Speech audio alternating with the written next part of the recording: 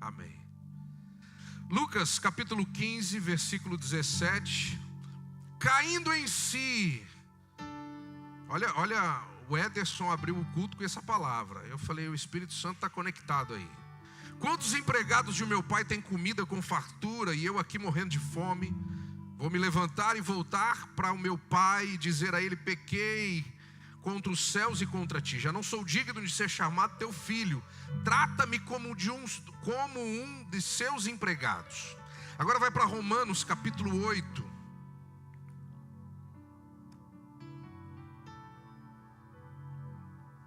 Romanos 8, 15.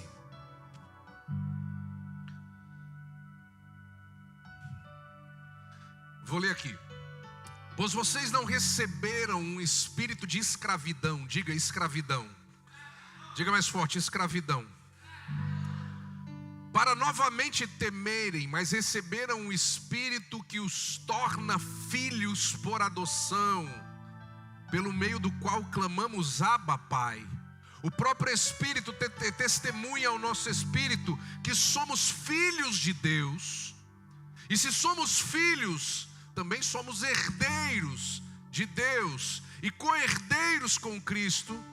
Se de fato sofremos com Ele, também com Ele seremos glorificados. Vamos orar.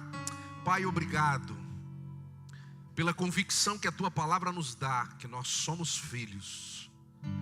Por mais que o inferno tente nos afastar da Tua paternidade, o Senhor nessa noite nos reposiciona no papel e no lugar de filhos. Obrigado, porque sabemos que temos um Pai, em nome de Jesus. Você pode dizer amém? Coloca o tema da palavra aqui. Diga comigo, eu tenho um Pai. Diga para a pessoa que está do teu lado, eu tenho um Pai. Eu tenho um Pai. Quem aqui tem um pai vivo? Olha quanto pai vivo. Quem é que pediu bênção para o pai hoje? Tem que ser verdadeiro, hein, irmão? Bença, pai. Ó, poucos. Nós vivemos uma crise de identidade, queridos. As pessoas esquecem que tem um pai e não se posicionam como filhos que deveriam honrar um pai. Nós sabemos também que nós vivemos uma crise de paternidade. Eu orei pelos pais aqui e na minha oração o Espírito Santo me conduziu a isso. Pai, que o Senhor reposicione cada homem aqui, porque nós vivemos uma crise também de paternidade. Muitos homens se esquecem do papel que tem. Você que é homem aqui, você tem um papel, querido, foi dado por Deus. Você não nasceu homem por acaso. Você não nasceu homem, você não é fruto do acaso. Você é fruto da vontade de Deus, para vir a essa terra, para gerar e para dar destino a uma geração. O problema é que o inimigo ele vem para distrair. E quantos homens distraídos? Quantos homens que negam a paternidade por coisas tão pequenas, estão presentes fisicamente, mas distantes do papel verdadeiro, da responsabilidade de ser um pai. É uma responsabilidade. Mas eu não quero falar disso. Eu quero falar hoje que você tem um pai e que você precisa entender que não basta eu apenas dizer que eu tenho um pai. Eu preciso saber quem ele é. E eu preciso saber como me portar diante da presença dele. Porque todo mundo diz, Deus é meu pai. Sim ou não? Deus é meu pai. Tá, mas você vive como filho? Pergunta para a pessoa que está do teu lado aí. Você vive como filho? Nós lemos um versículo que está lá em Romanos, e eu quero novamente, coloca aí, Romanos 8,15, diz assim: porque vocês não receberam, está lá, não receberam um espírito de escravidão para novamente temerem, mas receberam um espírito que os torna filhos. Ou seja, existe um espírito de escravidão atuante, está lá. E existe um espírito que os torna filhos. Você pode estar caminhando dentro de uma igreja, mas vivendo como um escravo e não como um filho. E isso é algo muito importante, porque as pessoas entram daquela porta para dentro pensando que o fato de estarem aqui, a vida vai mudar. Não, querido. A vida vai mudar quando você receber um espírito de filho e você se portar como filho. O maior problema da nossa geração não é ter um pai perto, é saber viver como filho. Porque o escravo, ele vive com medo. O filho, ele sabe em quem confiar. Você vive uma vida dominada pelo medo? Você tem medo da crise, você tem medo do desemprego, você tem medo da escassez, você tem medo do que está à tua frente. Muitas pessoas caminham debaixo de medo, queridos, porque não sabem se posicionar como filhos. O escravo, ele trabalha para conquistar a aceitação. O filho, ele não precisa trabalhar para ser aceito, ele é filho. O escravo pergunta: será que eu estou fazendo o suficiente? O filho sabe quem é o seu pai, e o que o seu pai gosta, e como o seu pai gosta. Querido, se você quer ser filho de Deus, olhe para mim, você precisa olhar para Jesus, porque Ele fez e faz exatamente aquilo que agrada o coração do Pai. Se você quiser ser meu filho, você precisa aprender com quem? Ana Clara e Ana Elisa, elas sabem exatamente como é ser minha filha. Agora, dá para querer ser minha filha, meu filho, minha filha, e aprender com o Wallace? Somos totalmente diferentes. Tem muitas pessoas que querem ser filhos de Deus, mas se parecem mais com o mundo do que com Jesus. Está entendendo isso? Ai, mas ser crente é chato, não pode fazer isso, não pode fazer aquilo, não pode fazer aquilo outro. Querido, olha para Jesus. A nossa referência de filho é Jesus. Não se trata de uma religiosidade, se trata de um padrão de filho. Quem é pai aqui? Levanta a mão. Você aceita qualquer um chegar na tua casa lá e fazer o que quiser? Você aceita? Na tua casa tem regras, sim ou não, pai? Sim ou não, pai? Isso aí, voz de macho, hein? Fala sim. Não, engrossa a voz aí, meu irmão. Na tua casa tem regras, sim ou não? Ô profeta, eu posso chegar lá com o pé sujo, pôr no sofá, o pezão? Não pode, não, ó, ele já fez assim pra mim.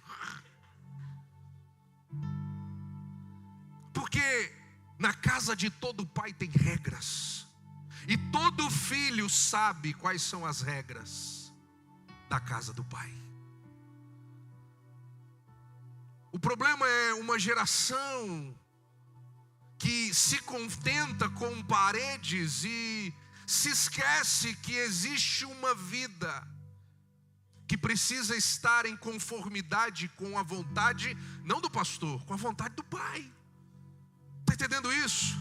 Então não basta eu dizer eu tenho um pai, eu preciso viver de acordo com como esse pai espera que eu viva. E isso é muito importante, queridos. Então a maior tragédia da vida não é perder coisas, é perder a identidade de filho. Diga identidade de filho. Diga mais forte, identidade de filho.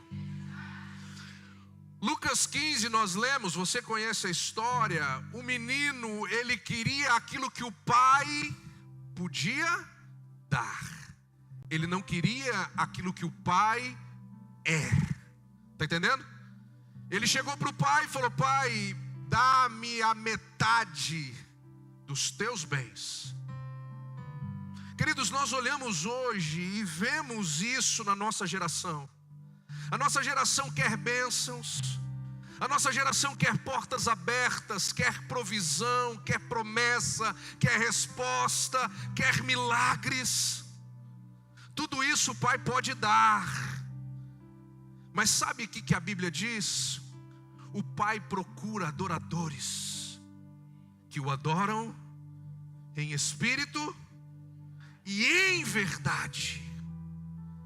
Diga, Deus conhece a verdade do teu coração. Diga para a pessoa que está do teu lado aí: Deus conhece a verdade do teu coração. Deus sabe se você está aqui pelos bens ou pelo que Ele é. Então não basta dizer, eu tenho um pai. Eu preciso saber ser filho e viver como filho. Está entendendo isso, queridos? Porque o inimigo sempre ele vai querer atacar a tua identidade de filho. Porque ser filho te dá poder. Quer que eu te mostre isso na Bíblia? Coloca para mim em João capítulo 1 versículo 12. Eu vou repetir: ser filho te dá poder. Contudo, aos que receberam, aos que creram em seu nome, foi-lhes dado a autoridade. Na minha versão ali diz assim: foi-lhes dado o poder de se tornarem filhos de Deus.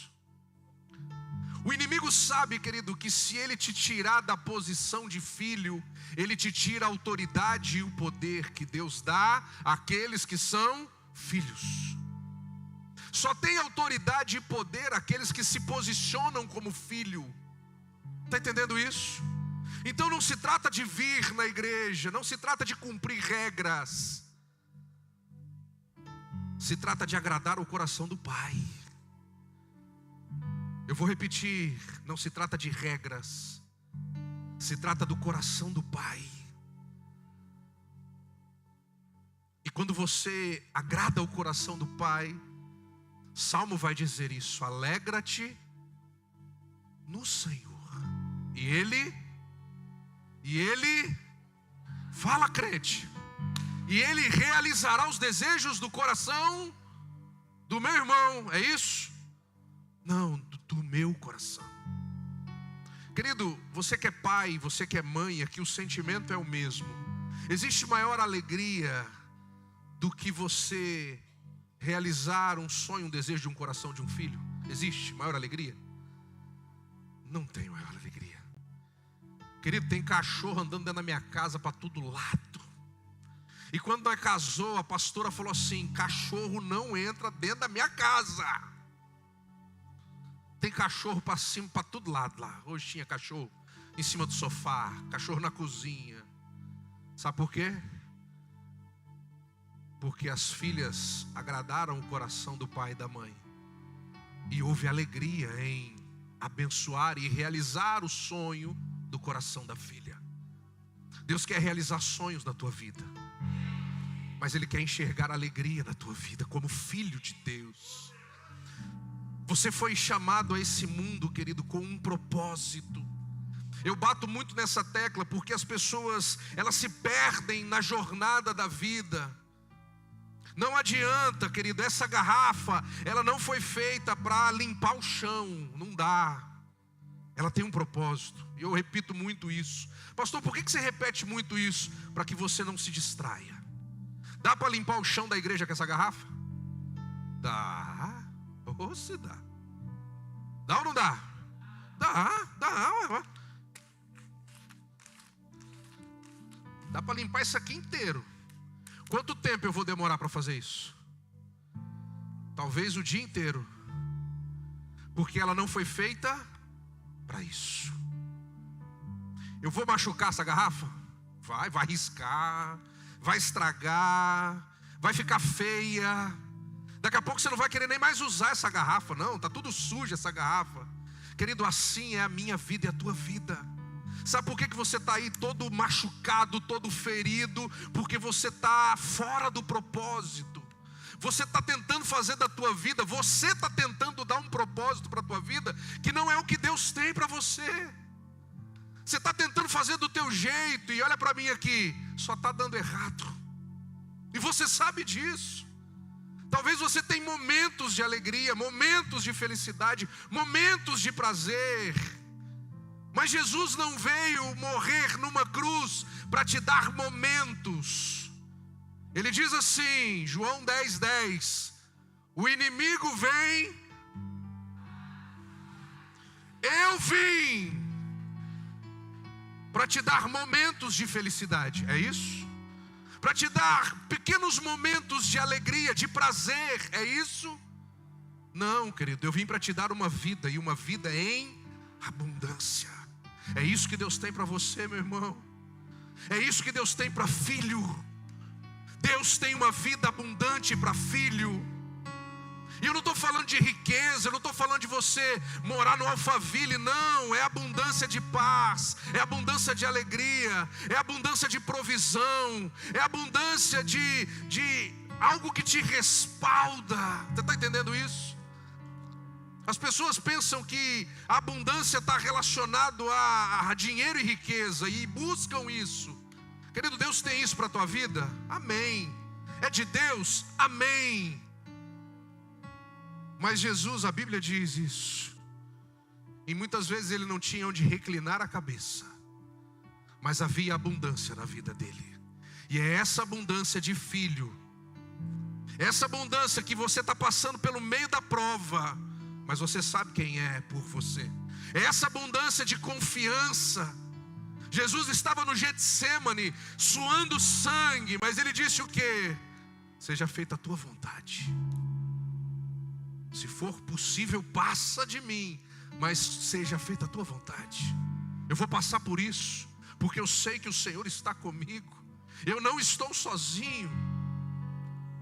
Querido, é esse o discurso de quem tem um pai. O problema é que você quer viver a tua vida do teu jeito.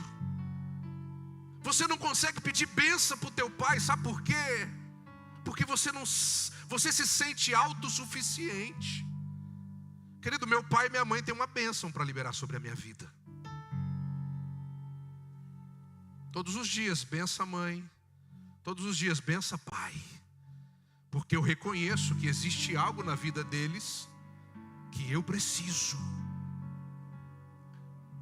O problema é que nós vivemos uma geração que vive uma crise tão grande na paternidade, na maternidade. Homens e mulheres que negligenciam por prazer, por dinheiro, negligenciam a família, queridos. E aí as pessoas crescem sem referência. Não conseguem nem chamar Deus de pai, porque fala pai e já lembra de algo ruim. E as pessoas não sabem depender de Deus. O problema da nossa geração é que ela quer ser autossuficiente. Eu não preciso da bênção do meu pai, eu não preciso da bênção da minha mãe, eu não preciso nem da bênção de Deus. Eu não preciso de ninguém. Eu quero te desafiar. Quem tem pai e mãe vivo aqui? Levanta a mão aí. Se ligar para ela hoje, para ele hoje, bença pai, bença mãe.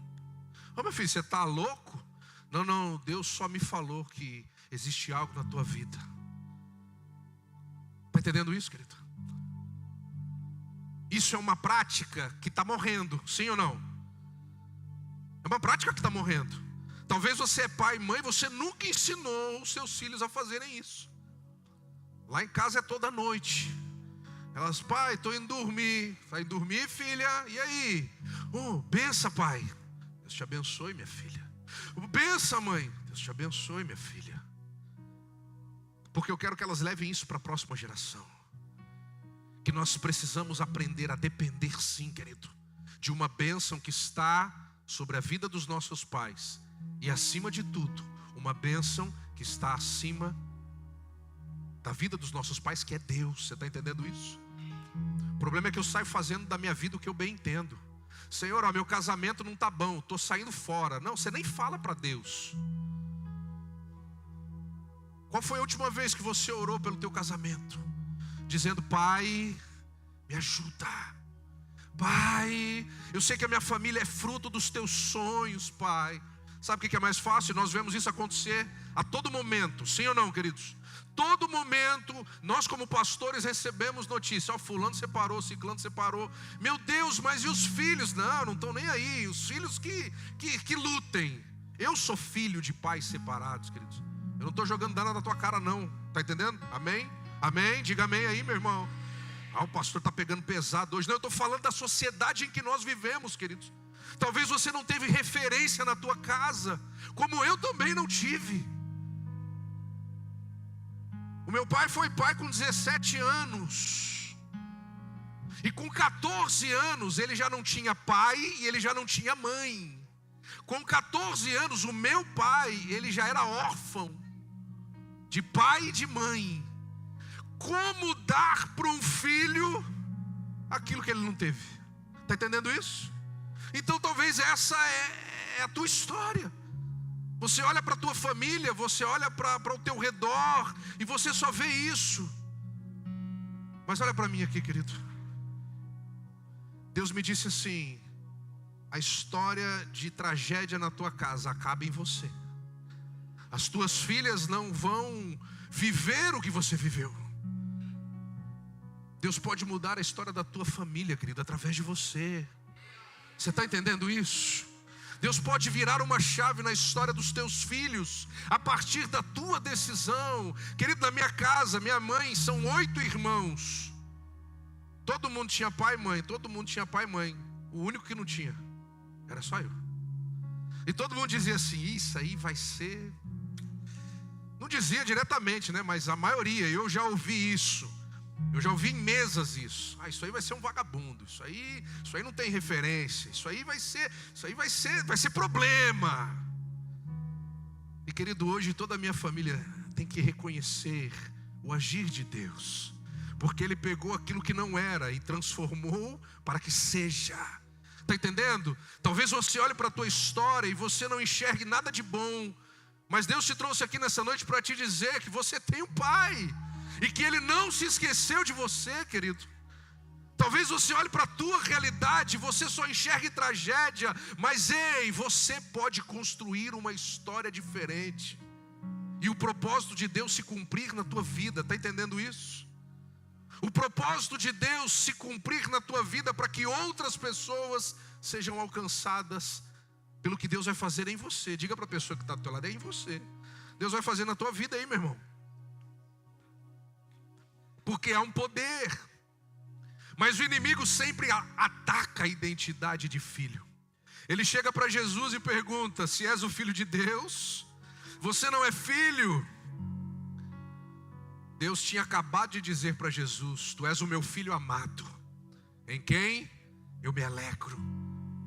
O inimigo vem: mas você é filho? Deus diz assim: eu amo você. O inimigo diz: então por que ele não te respondeu ainda? Deus diz assim: você pertence a mim. O inimigo diz assim: mas Deus se esqueceu de você. Quanto tempo você está aí buscando e nada aconteceu? O inimigo sempre vai vir com um argumento para te tirar da posição de filho, querido, porque ele sabe que quando você se posiciona como filho, o céu se move em teu favor. Eu vou repetir: quando você se posiciona como filho, o céu se move em teu favor. Não existe um pai e uma mãe aqui que olhe para a vida de um filho que se porta como um filho digno, que não tem alegria de lutar por ele, de pagar o preço por ele. Sim ou não? Assim é Deus na nossa vida. Assim é Deus na nossa direção, querido. Nós lemos ali que nós fomos recebidos pelo Espírito, o Espírito Santo, o Espírito que nos torna filhos por adoção, a qual clamamos Abba, Pai. O inimigo a todo momento vai tentar confundir você, mas Jesus nessa noite te trouxe aqui para curar toda a paternidade na tua vida. E queridos, a cura da paternidade começa quando reaprendermos o caminho de ser filho. Hoje é um caminho novo que você precisa traçar. Não é voltar para uma igreja, querido, é voltar para uma posição. Está entendendo isso? Nós temos muitos visitantes aqui. Talvez você more muito distante daqui. Eu não estou pregando para que você venha para esta igreja. Eu estou pregando para que Jesus entre aí na tua vida, querido. E Ele te posicione como filho legítimo de Deus. Um filho que dê alegria ao Pai. E aí, quando você entende isso, e você volta para esse lugar, a mente de escravo, ela é deixada de lado. Todo medo, toda angústia, toda aflição, olha para mim. Tudo de ruim que a tua mente processa, é fruto de uma escravidão, de um espírito de escravidão. Quando o espírito de filho entra, você consegue viver uma vida em paz. E Jesus vem dizer assim: eu vos dou a minha paz, não como o mundo dá, mas eu vos dou a minha paz. Jesus te trouxe aqui nessa noite para te dar uma paz que excede todo o entendimento, querido. Essa paz só conhece quem diz: eu tenho um pai. Filha, quantos boletos tem para pagar amanhã? Não sabe? Quantas contas tem para pagar amanhã? Não sabe? Não deveria saber, não? Não, né? Minha filha não sabe quanto eu pago de luz. Minha filha não sabe quanto eu pago de IPTU, de compra. Filha, quanto a gente gastou por mês agora de comida em casa? Não sabe? Como não sabe? Sabe por que ela não sabe, querido? Você sabe quanto custa o carro? Sabe quanto custa a casa? Sabe por que ela não sabe? Porque ela é filha. E ela não precisa se preocupar com isso, porque ela tem um pai e uma mãe. Está entendendo isso? Sabe qual é o problema, querido? Que a tua cabeça está pirando aí, que você não consegue confiar no Pai. Você quer tomar as rédeas, você quer fazer do teu jeito. E do teu jeito, por um tempo você até consegue, mas vai chegar um momento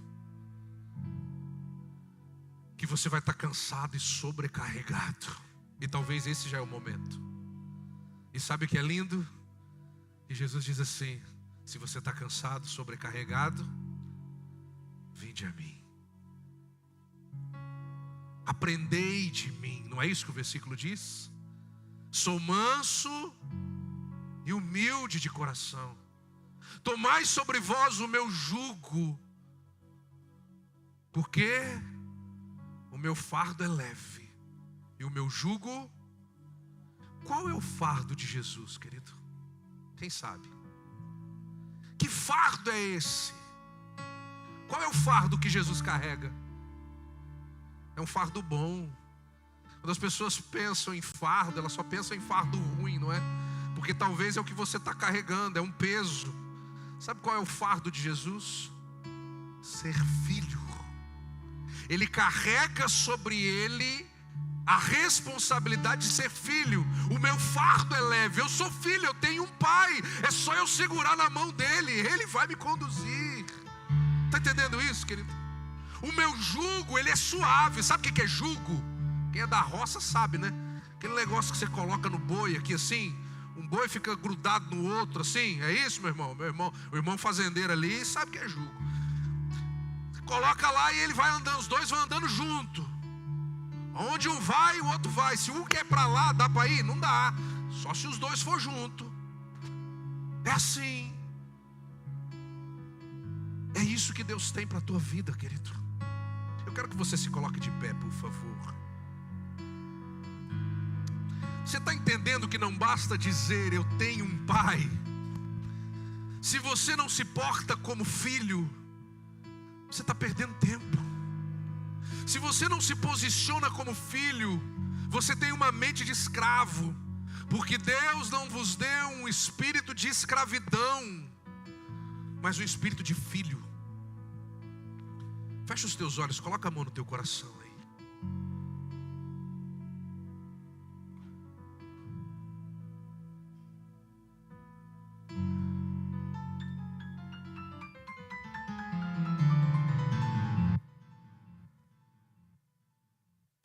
Coloca a mão no teu coração aí. Tem aí, eu tenho um pai, eu tenho um pai, eu tenho um pai. Eu sou teu pai. Depois vocês continuam aqui. Pode soltar aí, querido. Coloca a mão no teu coração, querido. Deus te trouxe nessa noite aqui para te dizer que Ele quer cuidar de você, querido.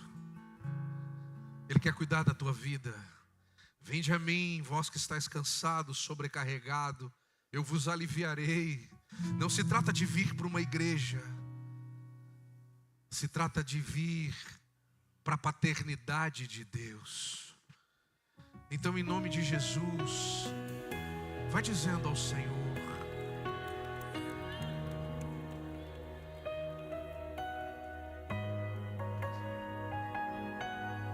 coloca a mão no teu coração aí.